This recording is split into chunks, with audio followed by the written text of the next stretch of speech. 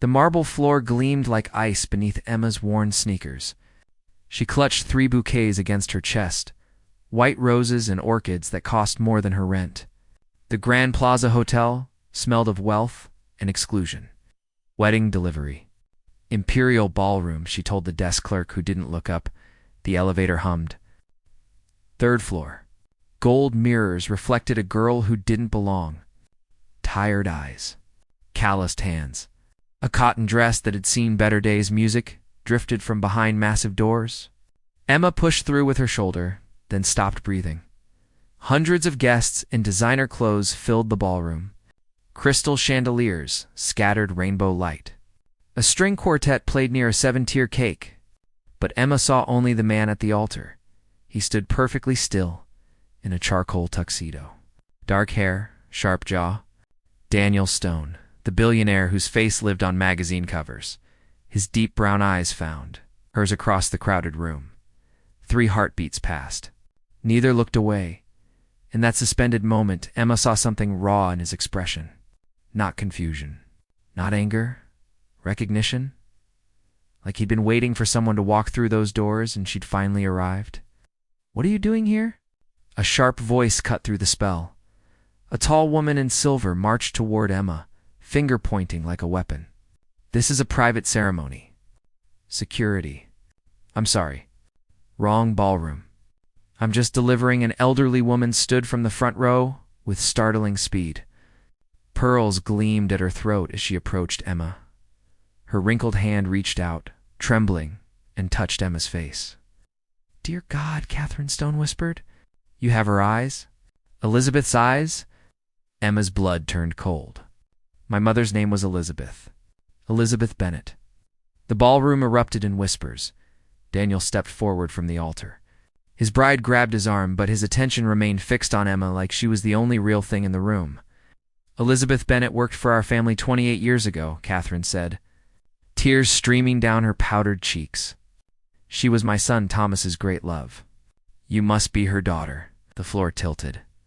Emma's mother had died 5 years ago, taking most secrets to the grave. She'd worked as a nurse once, but refused to speak of those years. She'd raised Emma alone, working multiple jobs, always looking over her shoulder. "My mother never mentioned your family," Emma said quietly, aware of hundreds of wealthy strangers staring. "We lived simply. We weren't connected to people like you." Catherine's face crumbled.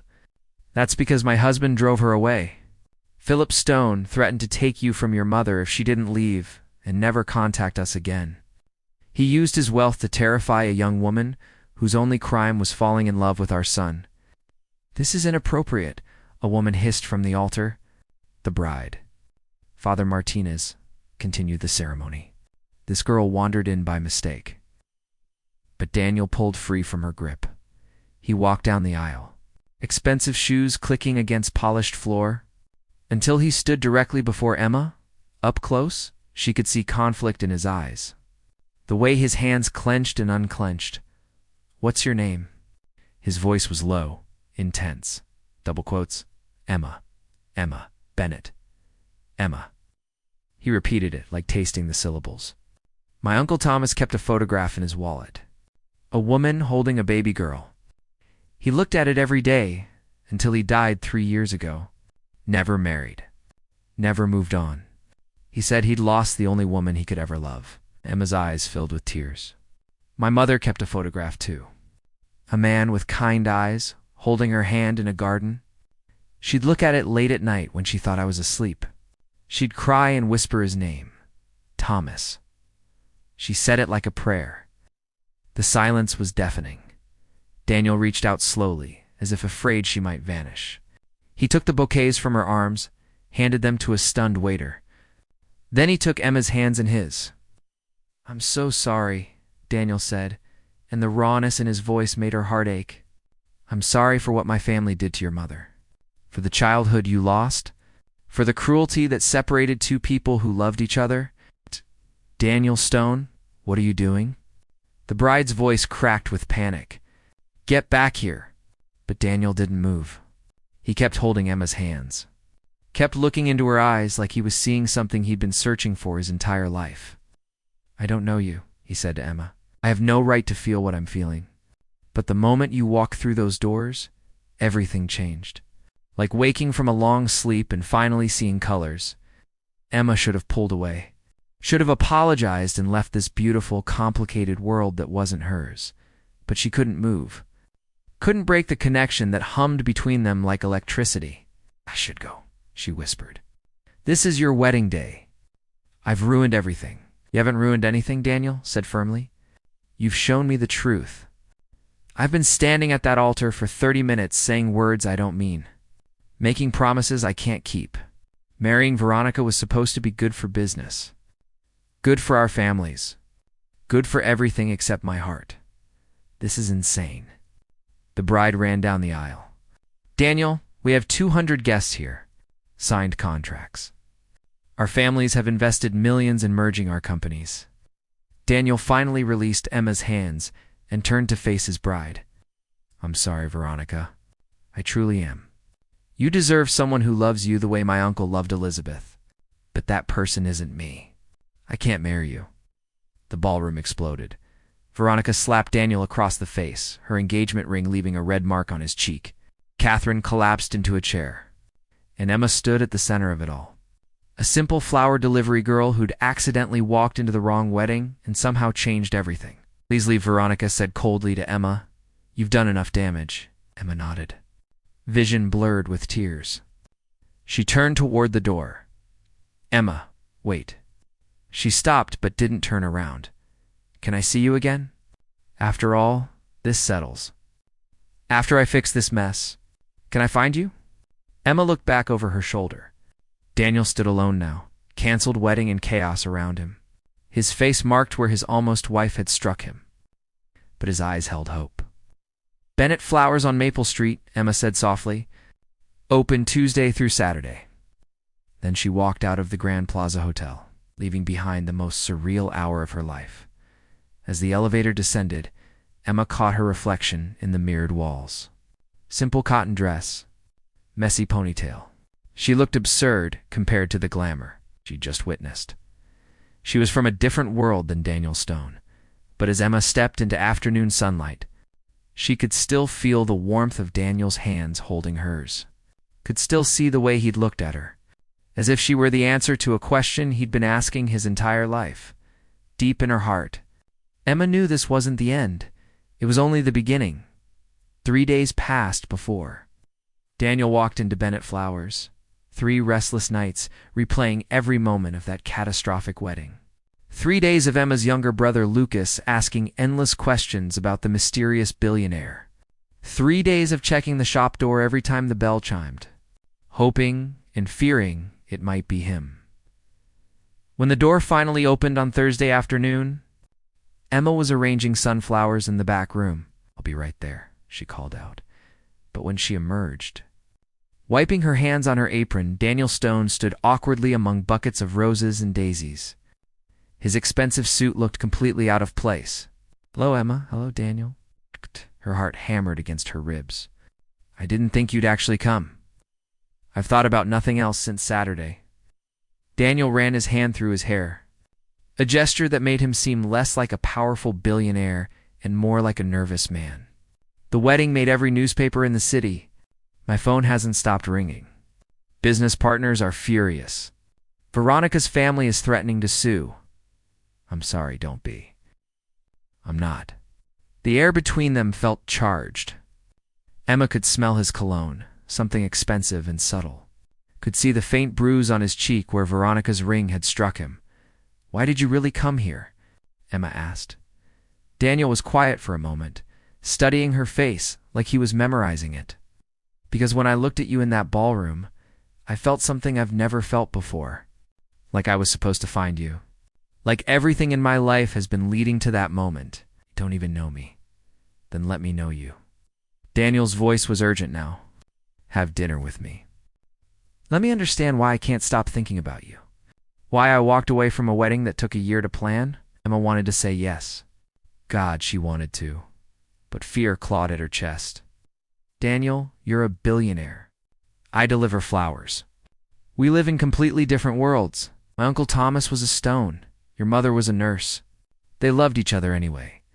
Daniel reached out, gently taking her hand. Maybe we're finishing what they started. Before Emma could respond, the shop door burst open. A woman in a black suit strode in, heels clicking sharply against the floor. Beautiful in a cold corporate way, blonde hair pulled back severely. Eyes like ice. "Mr. Stone," she said crisply. "Your grandmother sent me to find you." Daniel didn't release Emma's hand. "I'm in the middle of something, Patricia. It's urgent." Patricia's gaze flicked to Emma with barely concealed disdain. "Your grandfather's will is being read today. You need to be there." Emma pulled her hand away. "You should go." "It's fine, really." She forced a smile. "Family comes first." Daniel looked torn, but finally nodded. "Can I call you?"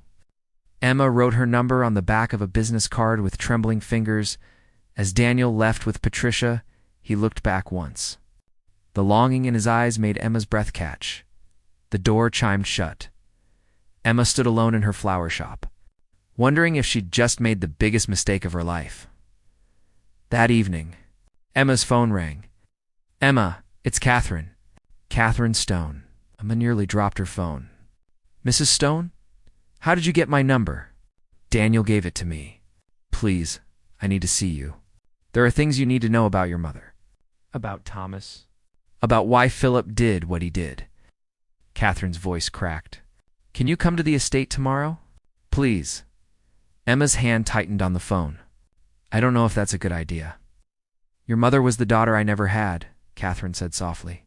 "I loved her like my own, and Philip destroyed that. Before I die, I need to make it right. I need to tell you the truth about your family, about who you really are." The words hung in the air like a promise and a threat. "What do you mean, who I really am?" "Tomorrow? 2:00. I'll send a car." Catherine hung up before Emma could refuse. The next afternoon, a black car pulled up outside Bennett Flowers. Lucas watched from the shop window, eyes wide. "Emma, are you sure about this?" "No," Emma admitted, grabbing her coat. "But I'm going anyway." The Stone estate sat on 50 acres outside the city. The main house was a sprawling mansion of stone and glass, surrounded by manicured gardens that probably cost more to maintain than Emma made in a year. Catherine met her at the door, looking frailer than she had at the wedding. She took Emma's hands in her papery ones. "You look so much like her," Catherine whispered. "So much like Elizabeth." She led Emma through marble halls lined with family portraits. Stone men and women staring down with expressions ranging from stern to cold. "Your mother came to us as a private nurse for Thomas after his car accident," Catherine began. "He was 25, angry at the world, drinking too much, refusing treatment. Then Elizabeth walked into his room, and everything changed." They reached a private study. Catherine gestured for Emma to sit. They fell in love within weeks. Thomas wanted to marry her, but Philip refused. He said Elizabeth was unsuitable, that she was after Thomas's money, that a Stone couldn't marry a nobody. Emma's throat tightened. "But she wasn't after money. My mother was the most honest person I knew." "I know." Catherine pulled out a folder from her desk drawer. "Philip gave Thomas an ultimatum. Give up Elizabeth, or be disowned. Lose everything." "What did Thomas choose?" Catherine's eyes filled with tears. "He chose your mother. Walked away from the family fortune, from his name, from everything. He went to Elizabeth and told her they'd start over together, build a new life." Emma's hands trembled. "Then why didn't they?" "Because Philip went to Elizabeth first." Catherine opened the folder, revealing old photographs. Emma's mother, young and beautiful, holding a baby. He told her that if she didn't disappear, he'd destroy her, ruin her career, make sure she never worked again. And he'd use his connections to prove she was an unfit mother. "Take you away." Emma's vision blurred. "She left to protect me. She loved you more than anything. More than Thomas. More than her own happiness." Catherine pulled out an envelope yellowed with age. "She left this letter for Thomas. He never opened it. Couldn't bear to, but I kept it, hoping someday I'd find you and give it to you." Emma took the envelope with shaking hands, her mother's handwriting on the front, "To Thomas, with all my love." "There's more," Catherine said quietly. Something you need to know before you get involved with Daniel? Emma looked up, dread pooling in her stomach. Philip's will was read yesterday. He left his entire fortune to Daniel. But there's a condition. Catherine's face was grave. Daniel must marry within 1 year to someone Philip approved of. Veronica Parker was on that list. You are not. What happens if he doesn't? Everything goes to Philip's business partner. Daniel loses the company he built. Loses his ability to protect the family legacy. Loses everything. Emma stood abruptly, the letter clutched in her hand. You're telling me this because you want me to stay away from him? No. Catherine stood too, her voice fierce despite her age. I'm telling you because you deserve the truth. Because I won't let another generation be destroyed by Philip's cruelty. Daniel cares about you, Emma. I saw it in his eyes at that wedding. But you need to know what being with you will cost him. Emma felt like she was drowning. Why are you really doing this? Why now? Catherine reached out, cupping Emma's face. Because I failed your mother. I didn't fight for her when I should have. I let Philip bully her into disappearing. I lost a son to heartbreak because I was too weak to stand up to my husband. Tears streamed down Catherine's wrinkled cheeks. I won't fail you too. Whatever you decide, whatever Daniel decides, I'll fight for you both. Even if it means destroying everything Philip built. The door to the study opened. Daniel stood in the doorway. Still in his suit from the will reading, his eyes found Emma's. And in that moment, she saw he already knew. He knew everything. And he'd come anyway. How long have you known? Emma's voice cut through the study like glass. Daniel stepped inside, closing the door behind him. His tie was loosened. Dark circles shadowed his eyes. About the will? 2 days? He moved closer, but stopped when Emma stepped back. About what it means for us? Since the moment I read it, you came to my shop anyway. Asked me to dinner. Held my hand. Emma's hand shook. Knowing that being with me would cost you everything. Yes. That's not fair, Daniel. I know. Catherine moved toward the door. I'll give you 2 privacy. No. Emma's voice was sharp. Stay. You're the only one who's been honest with me. Daniel flinched like she'd struck him. Emma, I didn't lie to you. You didn't tell me the truth either. Emma held up the yellowed envelope. My mother gave up everything for me. Walked away from the man she loved to keep me safe. And now, you're asking me to be the reason you lose everything? I'm not asking you for anything. Daniel's jaw tightened. I'm telling you that I don't care about the money. About the company. About any of it. Not if it means losing you before I even have a chance to know you. That's easy to say when you've never been poor. Emma's voice cracked. When you've never worried about rent or choosing between medicine and groceries, you're willing to throw it all away? For a girl you met 3 days ago because you've never understood what having nothing actually means. The words hung. Between them like smoke, Daniel's expression shifted. Something cold crept into his eyes. You're right, he said quietly. I've never been poor. I've never had to make the choices you've made. But don't presume to know what I understand about loss. He pulled out his phone, opened a photo, and held it out to her. Emma saw a young Daniel, maybe 8 years old, standing between 2 people. A man with kind eyes, Thomas, and a woman with dark hair and a gentle smile. Oh. That's the only photo I have of the 3 of us together, Daniel said. My Uncle Thomas and my mother. She died when I was 9. Cancer. My father was never in the picture. Thomas raised me. He was the only parent I knew. Emma's anger faltered. When Thomas died 3 years ago, he left me a letter. Want to know what it said? Daniel's voice was raw now. He told me he'd lived his whole life as half a person. That Philip had stolen his chance at happiness. And that if I ever found something real, something that made me feel alive, I should fight for it. No matter what it cost. He took the phone back, stared at the photo. So yes, Emma, I'm willing to lose the money.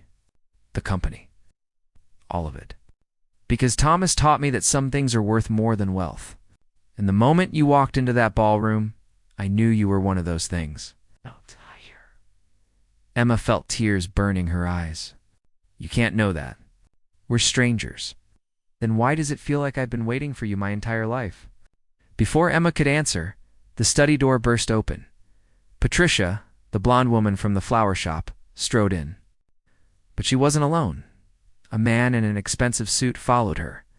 Silver hair, cold blue eyes, sharp features that might have been handsome if they weren't so cruel. "Ah, Daniel," the man said smoothly. "I thought I'd find you here. And this must be the girl who's causing all the trouble." Daniel moved between Emma and the stranger. "Get out, Richard." "Richard?" Emma's voice was small. "Richard Hale," Catherine said bitterly. "Philip's business partner. The man who gets everything if Daniel doesn't marry according to the will." Richard smiled. It didn't reach his eyes. "I'm also Daniel's godfather.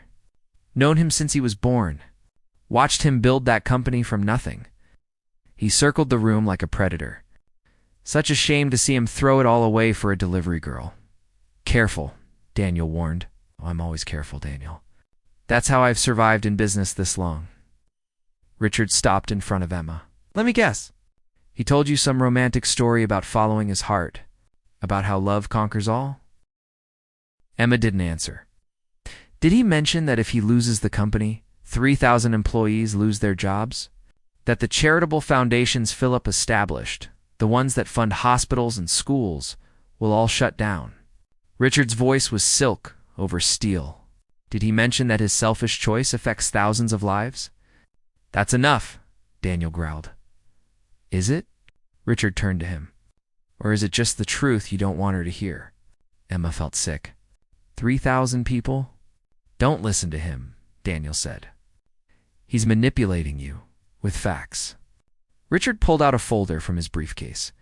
"Here, employee rosters, foundation reports, all the lives that depend on Stone Industries, all the lives you're asking him to abandon for a fairy tale romance." Emma took the folder with numb hands. Page after page of names, faces, families. "Don't." Daniel reached for her, but she stepped back. "Is it true?" she asked. "All of this." Daniel's silence was answer enough. Richard smiled. "There's a simple solution, of course. Walk away, Miss Bennett. Let Daniel marry someone appropriate, someone from his world. He'll be heartbroken for a few months, but he'll get over it. People always do, and thousands of lives will be saved." "You son of a," Daniel lunged forward, but Catherine grabbed his arm. "He's baiting you," she hissed.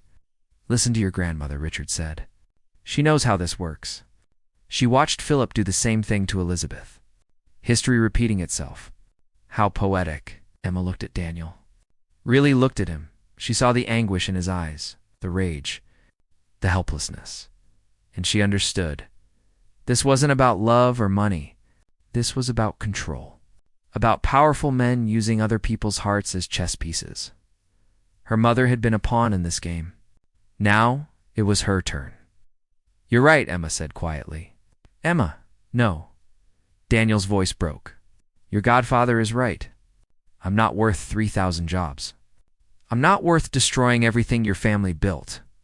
She set the folder down on Catherine's desk. "I'm not worth the sacrifice." "That's not true," Daniel said desperately.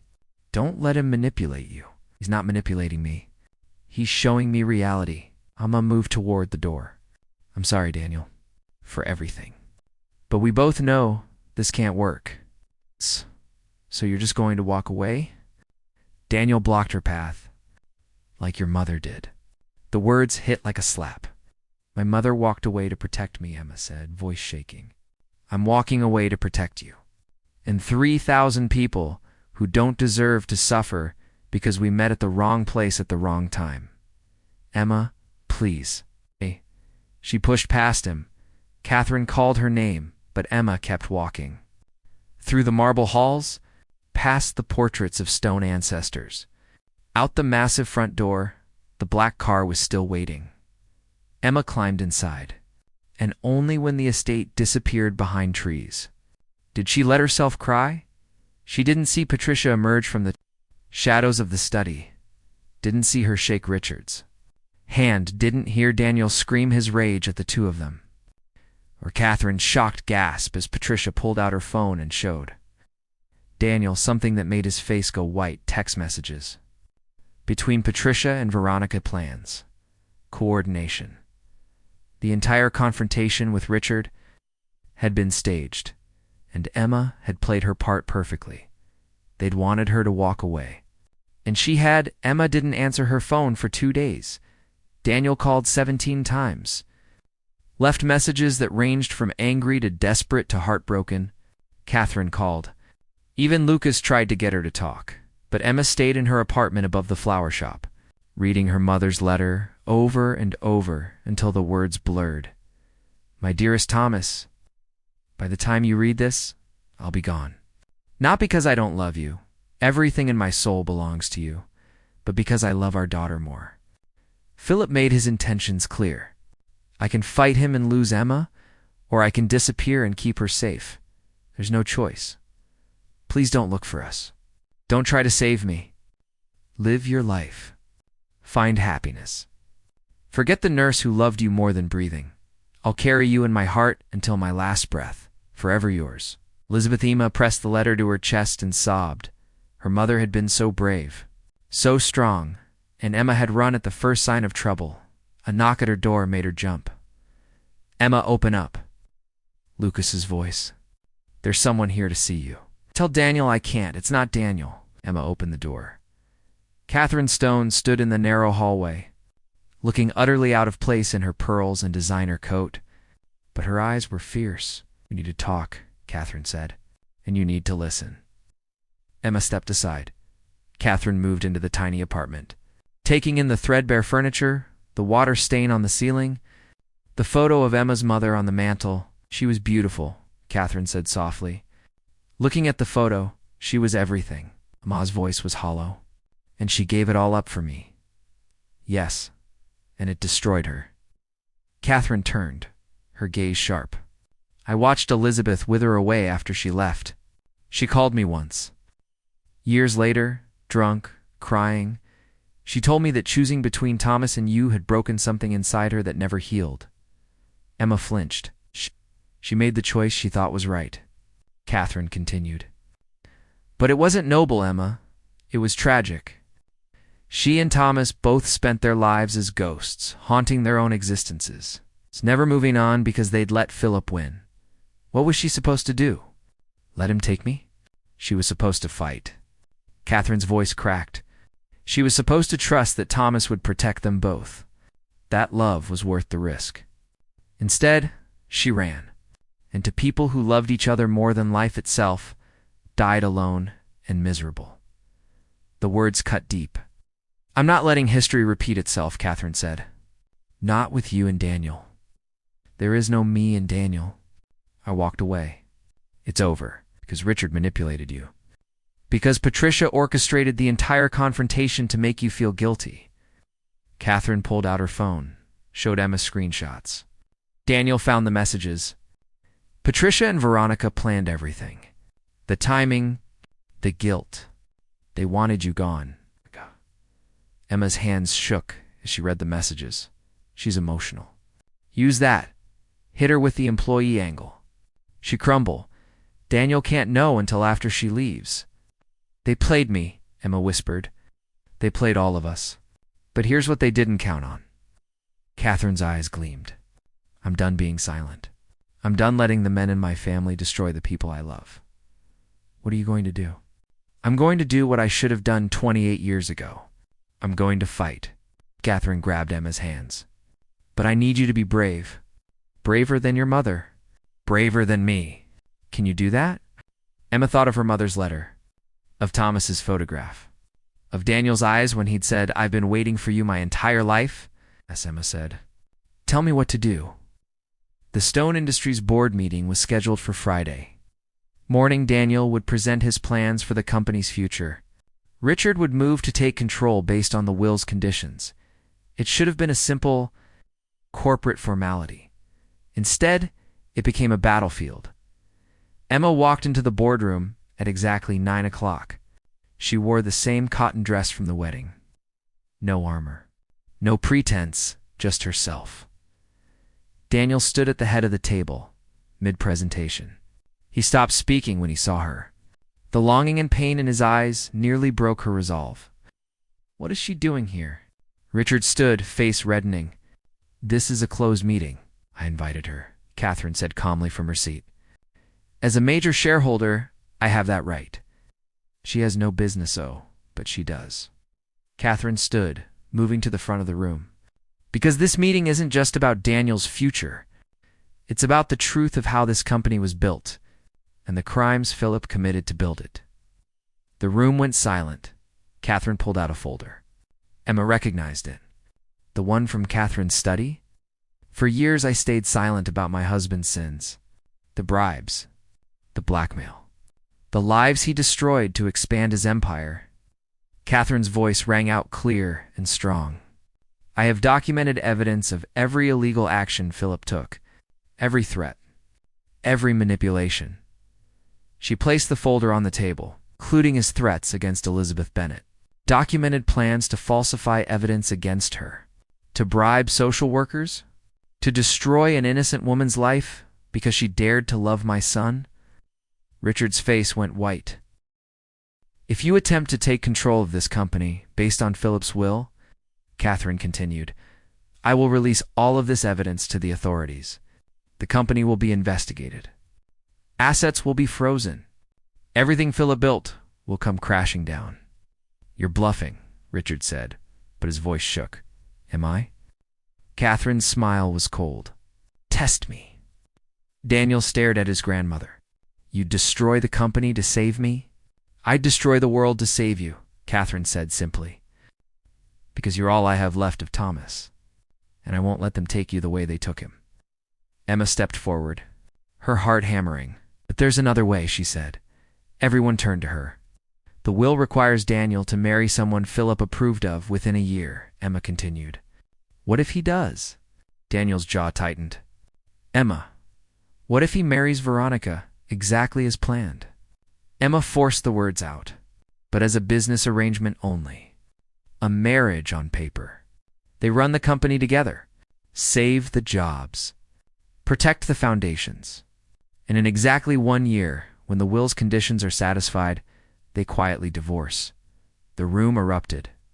That's fraud, Richard shouted. No, it's strategy, Emma said. The will says he must marry. It doesn't say anything about love or staying married. Veronica stood from her chair in the corner. Emma hadn't noticed her until now. You want me to marry Daniel knowing he's in love with you? Veronica's voice was surprisingly calm. I'm asking you to save 3,000 jobs, Emma said. And in return, you get full partnership in Stone Industries. Equal power. Equal say.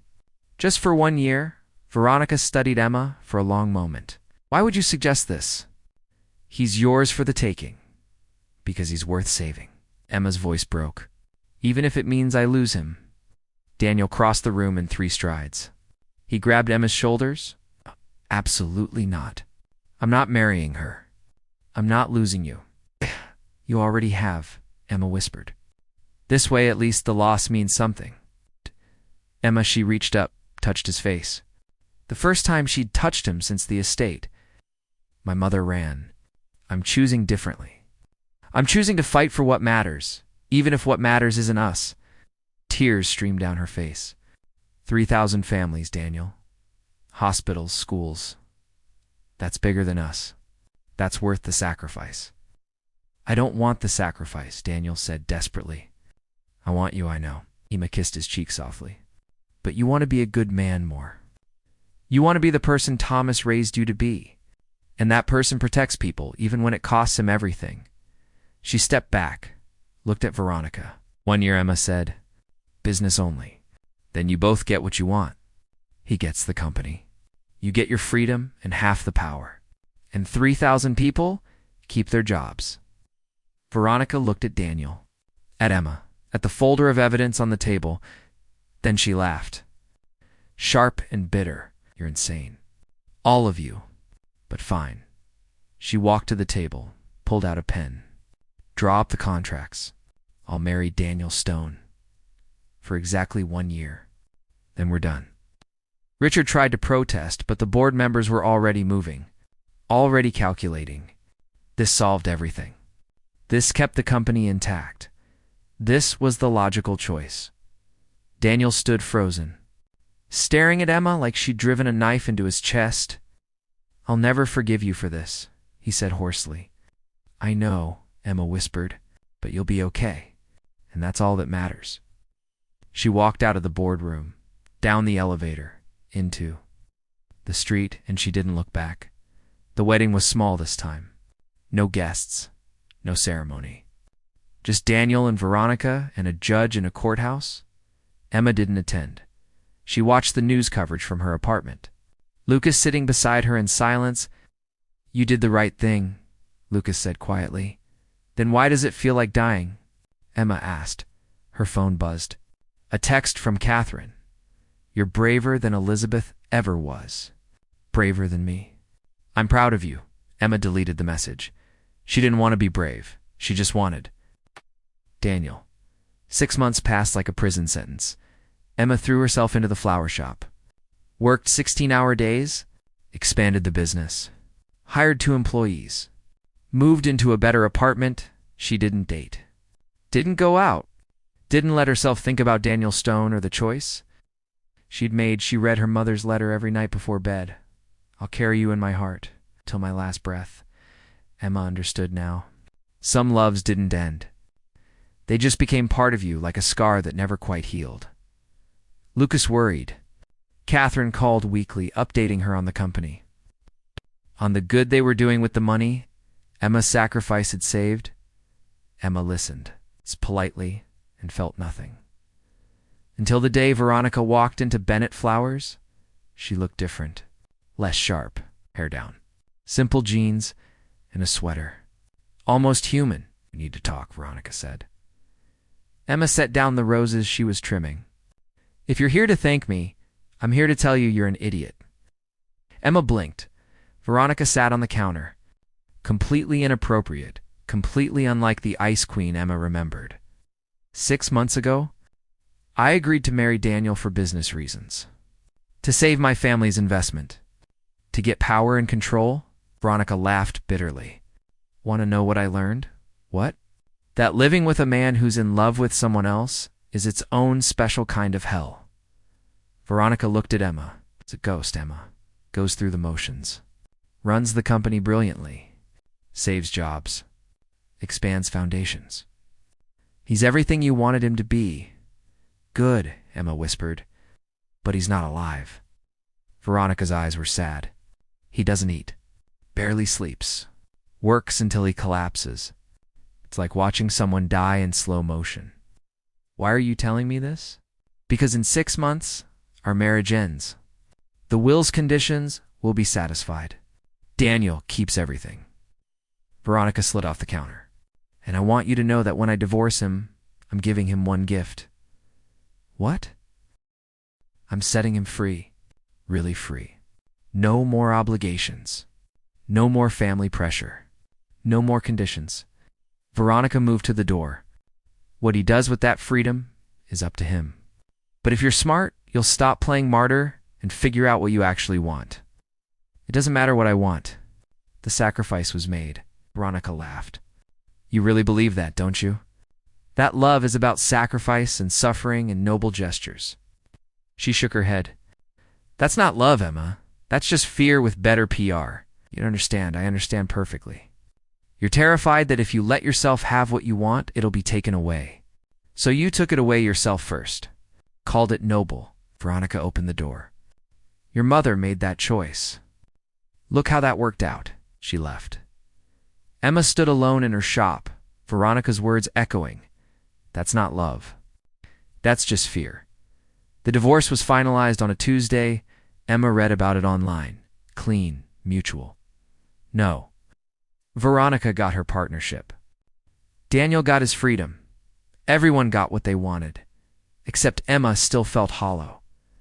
That night, she stood in her apartment, holding her mother's letter and Thomas's photograph that Catherine had given her. 2 people who loved each other, who were kept apart by fear and pride and other people's cruelty, to people who died miserable and alone. History. Repeating itself. No, Emma said out loud. Not this time. She grabbed her coat. The Stone estate was lit up like Christmas when Emma arrived. She'd taken the bus. Walked the last mile when it stopped running. Her hands were numb, her nose red. She looked absurd, and she didn't care. Emma rang the doorbell. Catherine answered. Emma? Catherine's eyes widened. What are you? Where is he? The garden. But Emma? Emma was already moving. Through the house she'd walked through once before, out the back doors, into the massive garden where lights twinkled in bare trees. Daniel stood by a fountain, hands in his pockets. Staring at nothing, he looked thinner, tired, exactly like Veronica had described, a ghost. Daniel, Emma called out. He turned, saw her, went completely still. Emma. His voice was hoarse, like he hadn't used it in weeks. She walked toward him, not caring about the cold, about propriety, about anything except closing the distance between them. I was wrong, she said. 6 months ago I made a choice. I thought it was noble. I thought it was brave. But it was just fear. Daniel didn't move. Emma, my mother, ran because she was scared. I ran because I was scared. We called it sacrifice, but it was just cowardice, dressed up pretty. Emma stopped in front of him. I was terrified that if I let myself love you, if I let myself be happy, it would all fall apart. So, I ended it first. You saved 3,000 jobs, Daniel said quietly. Saved the company. You did the right thing, did I? Emma's voice cracked. Because Veronica told me you're dying. Maybe not physically, but slowly. And I'm dying too. So what did we actually save, Daniel? What was the point of the sacrifice if we're both just existing? Daniel's jaw tightened. What do you want me to say, Emma? That I'm miserable? That I think about you every second of every day? That I wake up reaching for you and remember you're not there? His voice rose. That I've spent 6 months being exactly the man you wanted me to be, saving all those people, protecting the company, living up to Thomas's legacy, and it feels like drowning? Yes, Emma whispered. Say all of that. Be honest with me. Fine, I'm destroyed. Daniel's hands shook. I'm a shell. I do everything right and feel nothing. Is that what you wanted to hear? No. Emma stepped closer. I wanted to hear that you still feel what you felt that first day. When I walked into that ballroom and you looked at me like I was the answer to everything, of course I still feel it, Daniel said desperately. It hasn't faded. It hasn't changed. You left and you took every real thing in my life with you. Emma reached up, touched his face.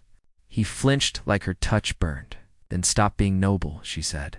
Stop being the man I asked you to be. Stop protecting everyone else and tell me what you want. Because if I say it, if I admit it, and you leave again, his voice broke. I won't survive it, Emma. Not twice. I'm not leaving, Emma said firmly. I'm here. I'm staying. I'm choosing differently than my mother.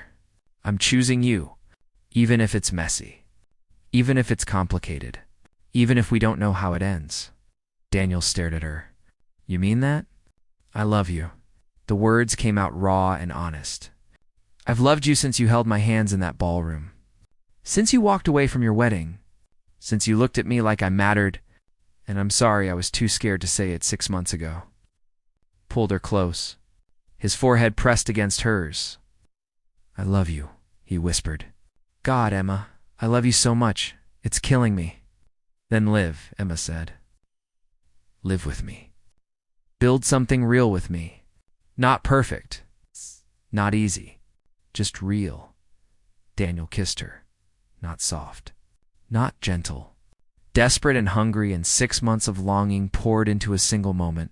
When they finally broke apart, both breathing hard, Emma laughed through her tears. Us. Your grandmother was right. I was an idiot. You were brave, Daniel corrected. But I'm glad you're done being brave and ready to be selfish. So selfish, Emma agreed. I'm keeping you. No more noble sacrifices. No more walking away. Promise? Promise. They stood in the garden, holding each other, while lights twinkled overhead, and the rest of the world continued without them. Inside the house, Catherine watched from the window. She touched the photograph of Thomas on the mantel. "They made it," she whispered. "They found each other. They're not us. They're not Elizabeth and Thomas. They're better." She smiled through her tears. "You'd be so proud." 3 years later, Emma and Daniel stood in the same garden. But this time, hundreds of guests filled the space. White roses everywhere. An arch of orchids. "Ready?" Lucas asked, offering his arm. Emma adjusted her simple white dress. Nothing fancy. Nothing designer. "Just her. Ready?" she said. She walked down the aisle. Past Catherine, who was crying openly. Past Veronica, who'd become an unlikely friend. Past 3,000 employees whose lives had been saved by a flower delivery girl who'd crashed the wrong wedding. And at the end of the aisle, Daniel stood waiting. Same tuxedo. Same intense eyes. Same man who'd seen her across a crowded ballroom and recognized his future. When Emma reached him, he took her hands. "Second time's the charm," he whispered. "Better late than never," Emma replied. The ceremony was short, the vows simple. But when the minister pronounced them married and Daniel kissed his bride, Emma felt something her mother never had. Peace. They'd fought for this, sacrificed for this, broken and rebuilt for this, and it was real. As they walked back down the aisle together, hand in hand, Emma saw Thomas's photograph on a small table by the exit. Next to it, a photo of her mother, both smiling, both together at last.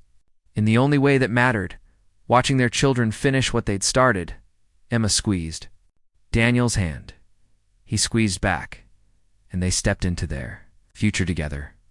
Not perfect, not easy, but real. And that was enough. The end.